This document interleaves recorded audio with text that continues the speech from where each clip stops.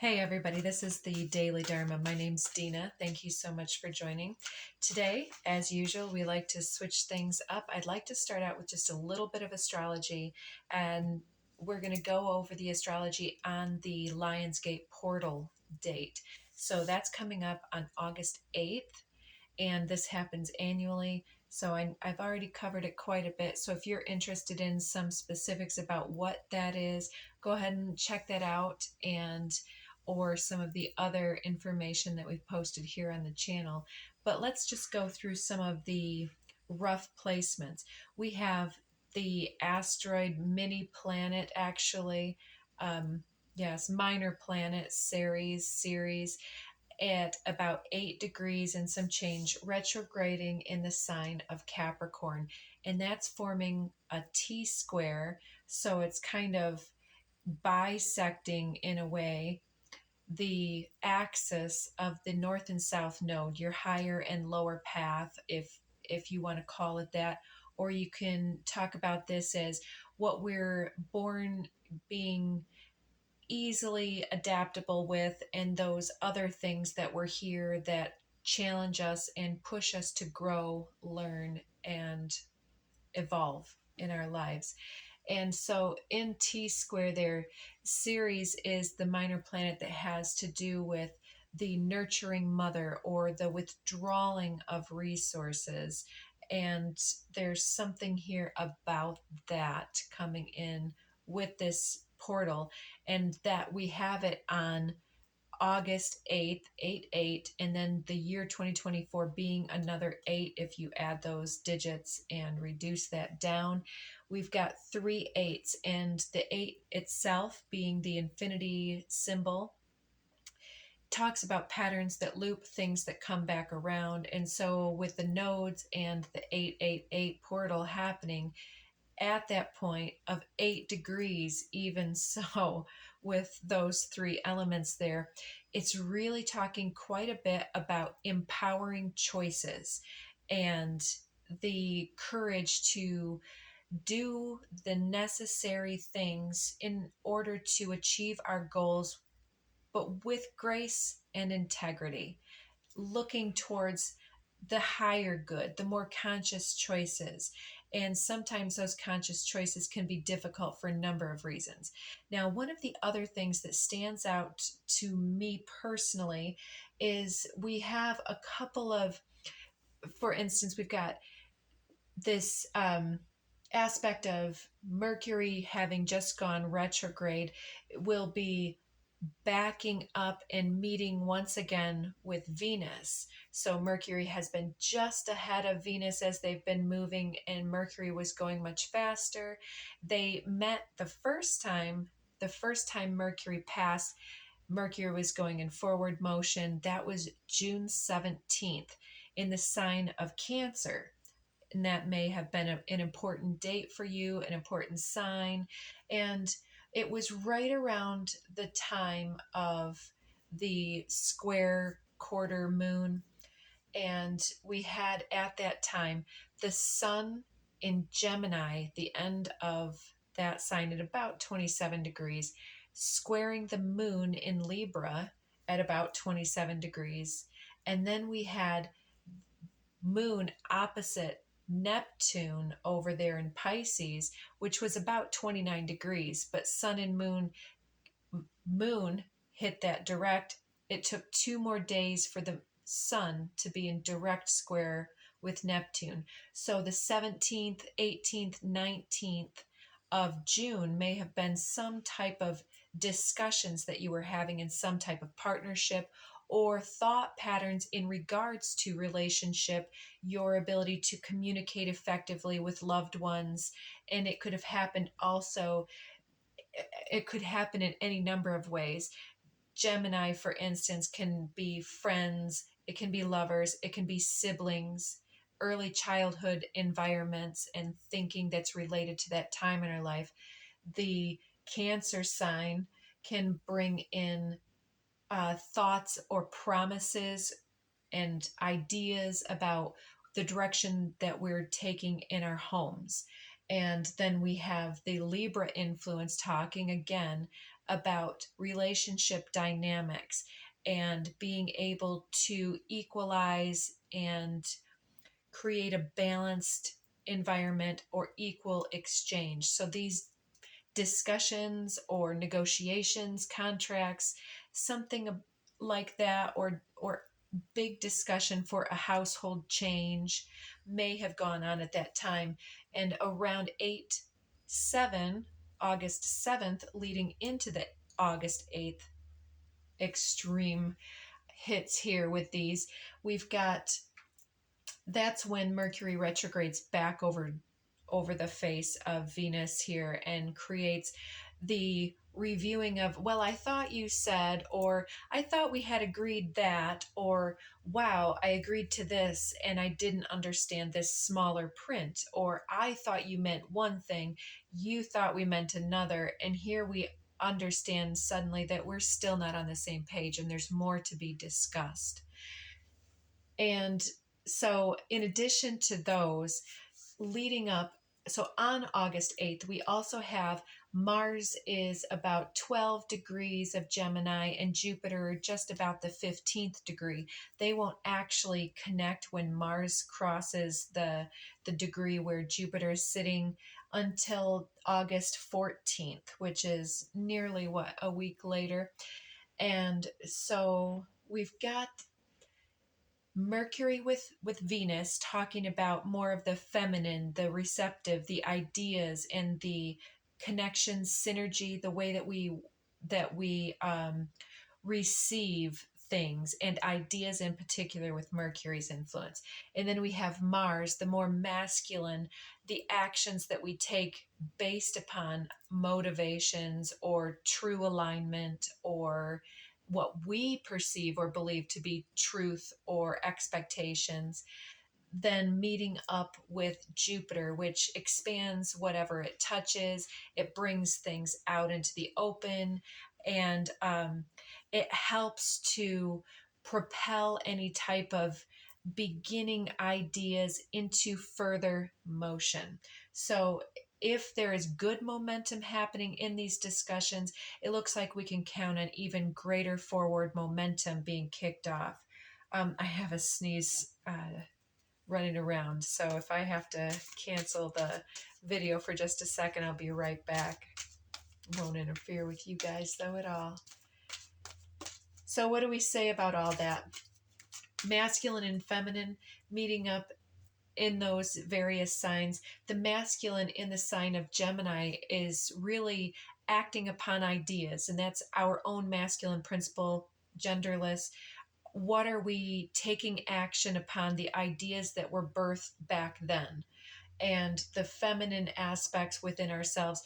What do we believe in about our goals? What we want to feel like, how something is going? What are we looking to get out of something, or how do we want to bring something together? I'm seeing Earth on the bottom. What do we want to bring into being, to give birth to? What new idea, awareness, or situation, circumstance are we working for? We'll take these two. Okay, we get sacral chakra and conception, just as we're talking about birth, right?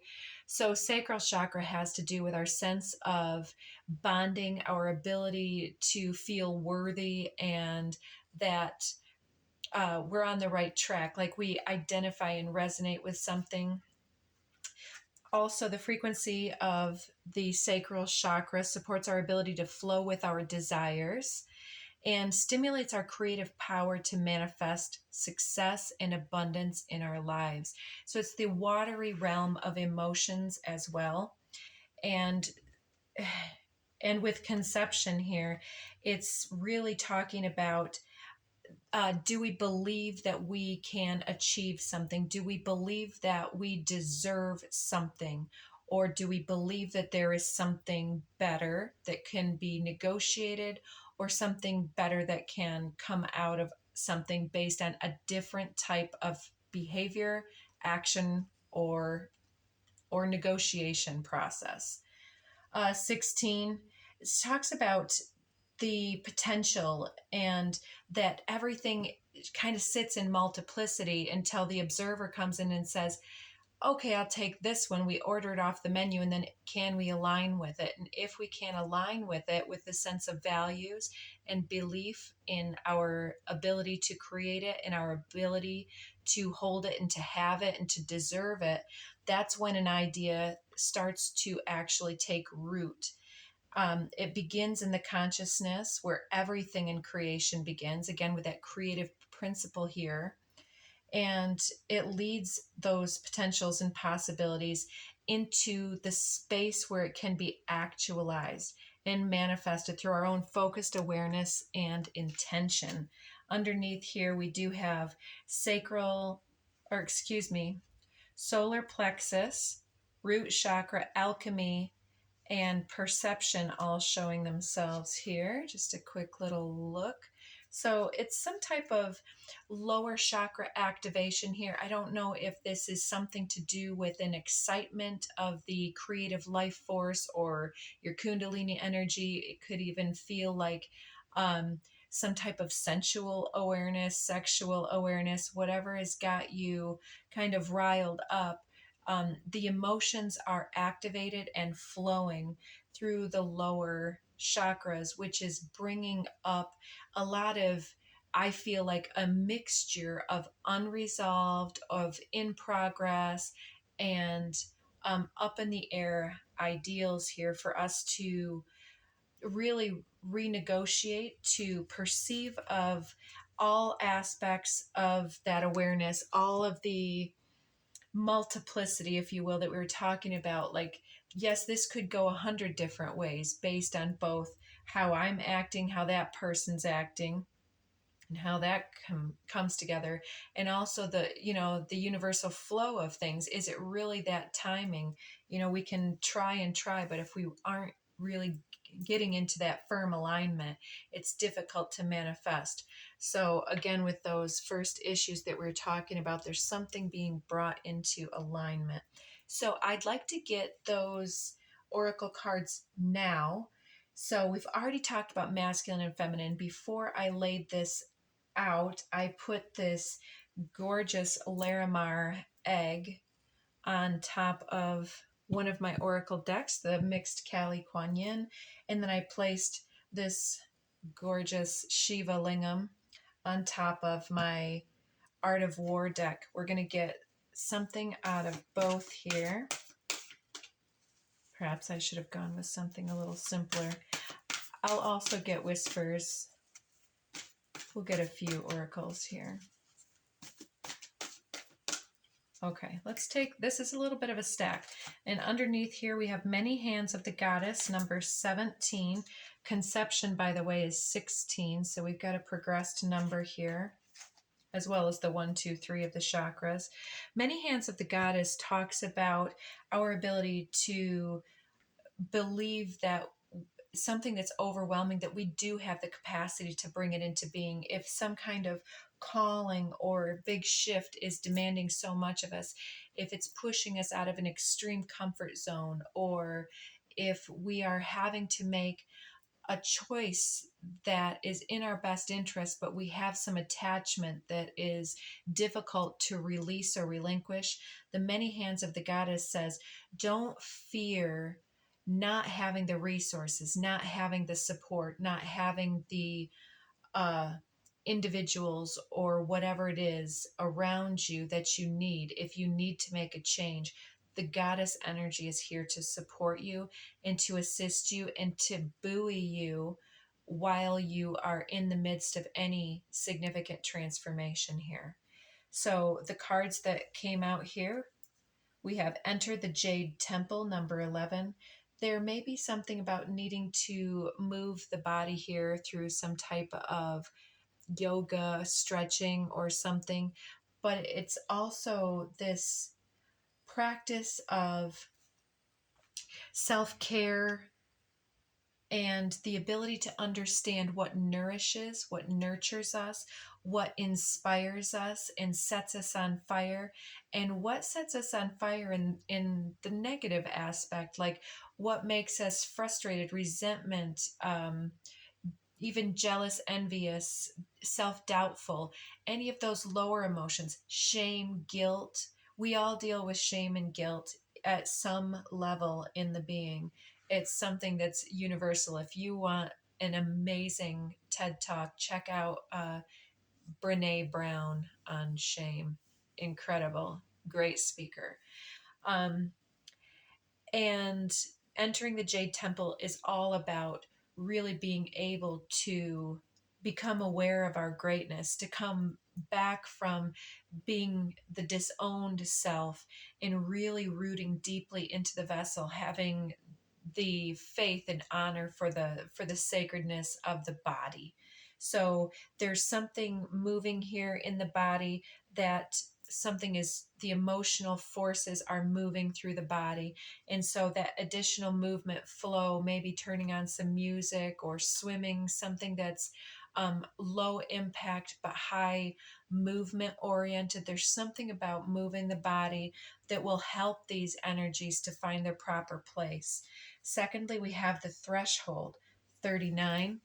This one is incredible. It's talking about being on the precipice of true change and being in contact with both the aspects of you before and the aspects that are to come. And really, kind of being able to, it's like I always get this image when I see this card of the marathon runner or something, or even a short distance runner, having come to the end of the finish line. You see the finish line in sight, and then right at the ending, the racer lifts up their hands and busts through that ribbon. It's like you're finished, you're done. There's a cycle completing here in your life. And 39 is a 12. So we have 11, 12, and then that becomes the 3. Many hands of the goddess being 17 is also an 8, and we have alchemy 8, and 16 isn't 8, but it's twice of 8. I'm going a little too far in here. I just saw this is the 17 as well. So we've got two 17s, which are 8s, with that alchemy that's 8. Blue Terra talks a lot about the youthful presence, peaceful, and there's a lot here about just because somebody is kind and nice and has integrity, it does not make them weak. And just because somebody is aware and open about their vulnerability doesn't mean that they are somebody to take lightly. The people that are open with their vulnerabilities are the strongest ones out there, because they've walked through the fires of hell in some type of way. They have met their suffering so deeply that it doesn't hold any power over them. They've learned the lesson and they've come out on the other side. So this to me kind of seems like, randomly, I'm kind of getting the idea of Cabbage Patch Kids, and from their Garbage Pail Kids. That could go in a couple different directions. Now, I truly enjoy the way that she writes these out. I'd like to just do a quick little reading on the Kali one here. Here we go. Blue Terra. Sweet Mother of Peace now bestows her gifts of clarity, peace, and the power to overcome any negative condition. Just as the beautiful lotus grows from muddied waters, so too shall you arise from confusion, difficult circumstances, and heavy energies into sacred blossoming. If you feel held back or slowed down by your circumstances, remember that your soul has the ability to process all experiences and to become stronger, not weaker, through doing so. The oracle indicates healing and a positive prediction for a peaceful future. So with that mala of crown, or excuse me, of skulls here, and also that other one, it's reminding me of a hag stone around her neck. I don't know if that's something that you're aware of. Speaking about being the wise crone, and also having faced many deaths, many transformations, many chapters in one's life where the old identity was shed like the skin of a snake, which we also have these arm pieces here, the arm cuffs on her bicep there with the snake imagery. So her wisdom is coming through. There's an enlightenment process also as these clouds clear, as the confusion is cleared away. So she'll manifest in whatever form is required for the protection of spiritual aspirants. And don't limit what you think is possible to manifest. So, absolutely, there's a lot more information here. Let me scan. Yeah, the ego may arise and think that there's a black or white answer. You're either with me or against me, competition, battle energy. But here it's asking for you to allow yourself to transmute any anxiety, distress, fear, doubt, anything that's stealing or sapping your energy and power, and the ability that you have to be hopeful and to come lovingly from your heart. So acknowledge that you have the permission to feel all your feelings are okay, and don't let yourself be guilty or shamed into hiding things or becoming complacent or justifying things that no longer resonate with the powerful path that you're on and the soul essence that's trying to be blooming here in your life. You're standing at this threshold, so go through that finish line. So, yeah, that's probably enough from there. Let's go ahead and get one or so from the Art of War deck here. Hope you guys are doing all right. Let me know if you like these type of readings and what type's your favorite. You guys like the Zodiac ones we've done, some shorts. I'm trying to give you guys a nice variety so that there's a little something for everybody. All right, we'll take that one. We'll put these all back in. Okay. Sun Tzu said, "The clever combatant looks to the effect of combined energy and does not require too much from individuals. Hence, his ability to pick out the right men and utilize combined energy." That's absolutely gorgeous. What I'm getting from this is whether it's family, friends, intimate partners, business partners, coworkers, and so on, the intelligent, wise sage here learns in time that we don't pick people because of their potential. We don't pick them because of necessarily their words or their ideals, but based upon a combination of the combined effect between themselves and us, as well as an estimation of their accomplishments, deeds, and their life. I don't want to say possessions because we value many things depending on what we're manifesting. But if you're looking for a secure partnership, for instance, on whatever level, you're probably going to look for somebody who's trustworthy with you and honest with you, hardworking, determined, and shares your values. You might have certain things that are red flags and certain things that are deal breakers and full stops. Here, when you can look at both the individual and the effect they have on you and the effect that they demonstrate that you're having upon them, you can understand, like, are you guys like, oh yeah, that's great, I love that, I had that idea too, wow, you bring up a great point here, oh my gosh, what do you think about such and such, wow. There's a difference between that and what we've all experienced with the opposite, like, oh, I had this great thing happen today, type of thing, where there's that energy is it building or is it deconstructive? It's like the wave interference, when you have a pebble dropped over here, those concentric rings can make a big impact. They can continue until we can't even perceive that ripple effect is continuing to influence the waters around it. But when you throw two in, they're both pushing towards each other, and there's either the effect of building subsequent formations or there's the effect of cancellation. And wave cancellation, just kind of when they hit each other, they fall and they cancel each other out. So look at that in regards to your teamwork. Combined energy equals the teamwork, and teamwork makes the dream work, does it not?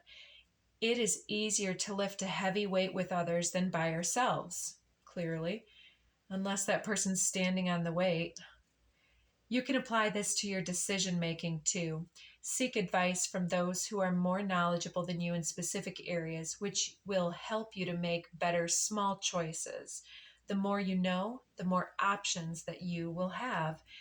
And so, perhaps in some ways, the interview process may be a good analogy, whatever, even if you're dating somebody or whatever, by doing the vetting process of pros and cons and what I do like and what I don't like, and my vision holds this but would not include things like this, then you can seek the inputs from different things, people, places, things, to help you make those little decisions and to ask the right questions. So these skulls here, all of these previous experiences, are the evidence of the right types of questions and honing in our options.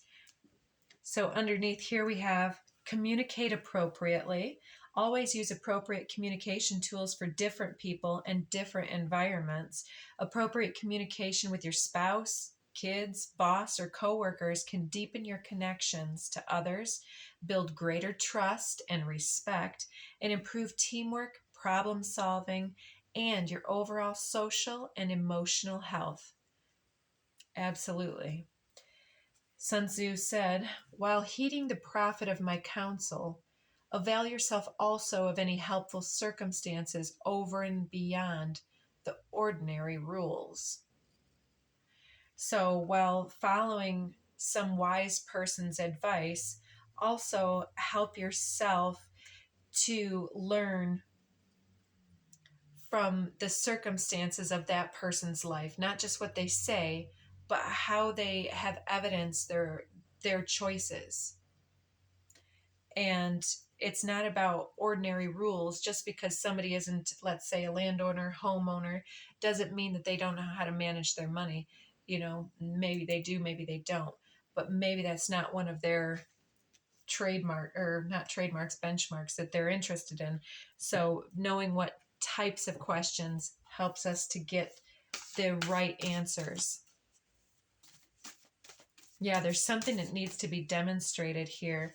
I'd like to just get a couple from this Akashic Tarot. I just saw Community, 8, Sangha, 8 of Roses, the 8 of Cups. All right, let's see this one. A couple of them here. All right, 19. So we've got 17, 16, 17, 19 here. So, and 14 now. Okay, the 2 that popped up, Saint Germain and reflection. So our ability to reflect upon these issues and transmute this alchemically with the perceptions being alchemized here, what we thought we understood is being matured in some way, both our internal compass, our internal perceptions, because we're experiencing this lower chakra upgrade. The things that we've plugged into, the things that we've counted on being truth and a firm foundation, are being shook up a little bit here. And with the Mercury retrograde, that reflection here under the moonlight does not surprise me. And then with the 14, again with that initiation of Saint Germain, this is our ability to transmute any lower experiences, any lower ideas of self or others, and to really key and clue into the many hands of the goddess card here, to understand that the universe is abundance, that there are individuals who want what we want in love and money and so on. Let's peek at some of these. Okay, the waterfall, a very emotional time perhaps, or something that's really flowing with a lot of momentum, such as that inspirational demonstration we were talking about. I do want to give you a view of this too. Clearing the Way was a very popular card in the zodiac readings, and it shows perhaps individuals here that have been blocked, have been trying to get here, trying to problem solve. They had an idea, and now it's like, are we going to get there? It looks like you're starting to clear the way to your destiny or whatever you're trying to birth, relationship, marketing, whatever. And the other two that wanted to show was the King of Roses and the Four of Roses.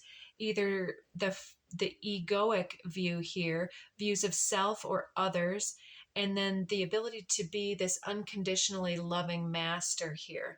So there's something here about the choices that we're making and the way that our ego has either come in between ourselves and our highest judgments, or between ourselves and a partner, or between ourselves and deciding for what's best in a situation, and being able to clear the way and make some powerful changes moving forward. So I hope that you enjoyed that and got something of meaning out of that. And if this wasn't your message at all, do go ahead and check out some of the other messages. Everything's intended to be timeless here.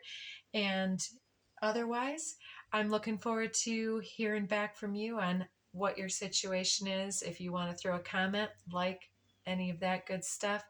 Otherwise, I'll see you next time. Take good care of yourself.